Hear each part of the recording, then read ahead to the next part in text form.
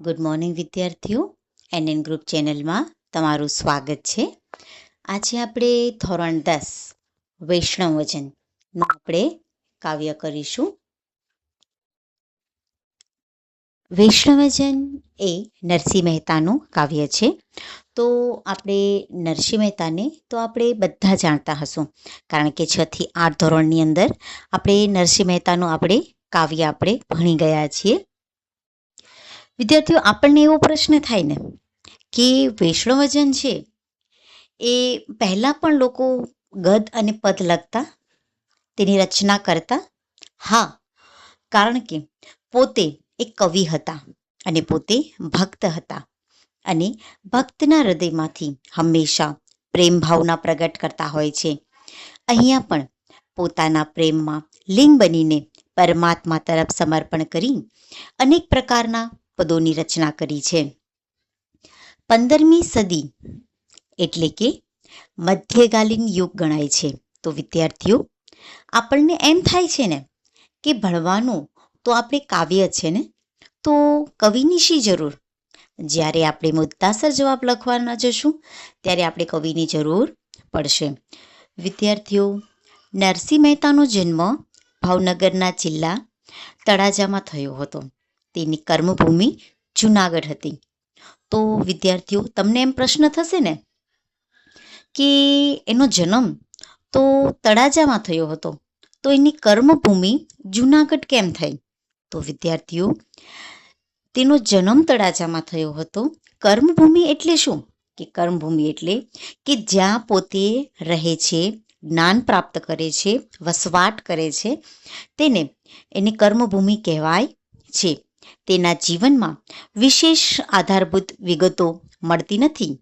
તેઓ આદિકવિ તરીકે પણ જાણીતા થયા છે. તેને ઉત્તમ ઉર્મી કવિ, તેની શામળસાનો વિવાહ, હાર, હુંડી, મામેરુ, શ્રાદ્ધ જેવી ચરિતાત્મક કાવ્ય રચનાઓ એના પદ પ્રભાતિયા તરીકે જાણીતા છે. ચાતુર્યો, હિંડોળાનો પદ, વસંતનો પદ, કૃષ્ણલીલાનો પદ વગેરે તેમની રચનાઓ છે. એમના પદોમાં ઉપનિષદ વાણીનું ભાષાબળ છે. ભક્ત કવિ નરસિંહ મહેતાના અનેક પદો છે એ સદીઓથી હરેક વ્યક્તિના હૈયાના હોઠે રહેલા છે. કારણ કે વૈષ્ણવજન કાવ્ય એનું સાંભળીએ ને તો આપણે પણ એનામાં લીન થઈ જઈએ. વૈષ્ણવજન પદ છે એ ગાંધીજીનું અતિ પ્રિય હતું.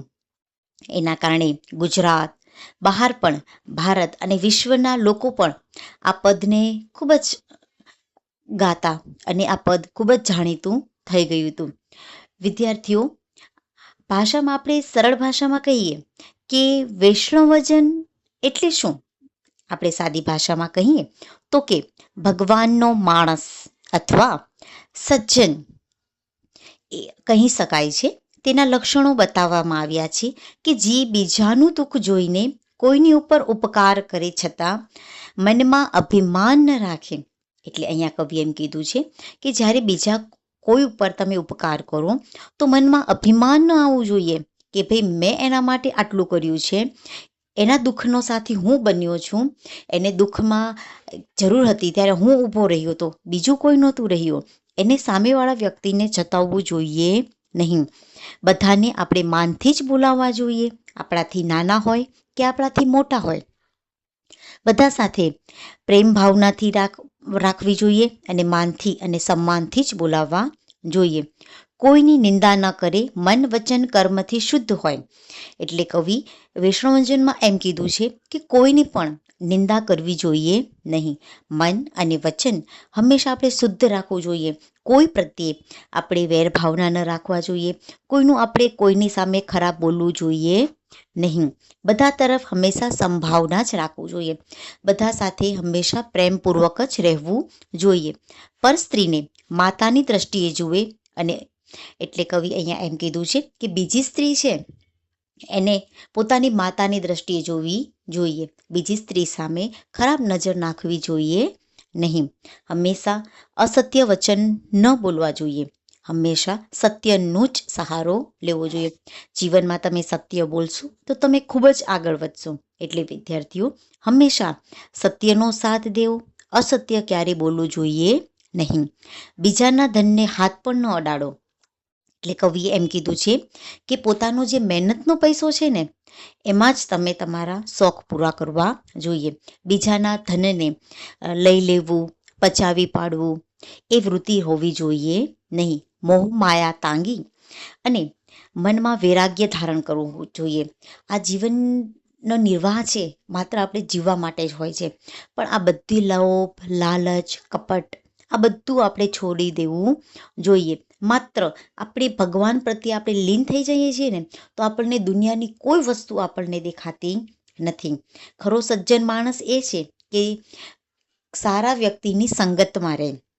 એટલે કવિ એમ કહે છે કે વૈષ્ણવજન એક કાવ્ય છે કે જો નરસિંહ મહેતા જેવા વ્યક્તિ એના દર્શનથી પણ આપણી 71 પેઢી છે ને એ તરી જાય છે. કારણ કે એનો સાથે રહેવાથી, એના સાથે બોલવાથી, એની સાથે સંગત રહેવાથી આપણામાં એ જ પ્રભુ ભક્તિ આવે છે.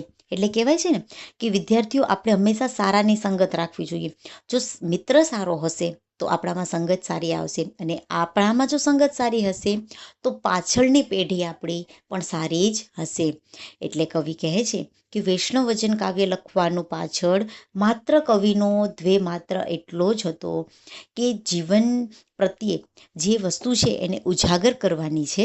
અને એ કાવ્ય પ્રત્યે આપણને કહેવામાં આવ્યું છે કે હંમેશા પ્રભુ ભક્તિ લીન થઈ જાઓ. બસ પ્રભુની જ વાણી સાચી, બાકી દુનિયાની બધી મોહમાયા ખોટી.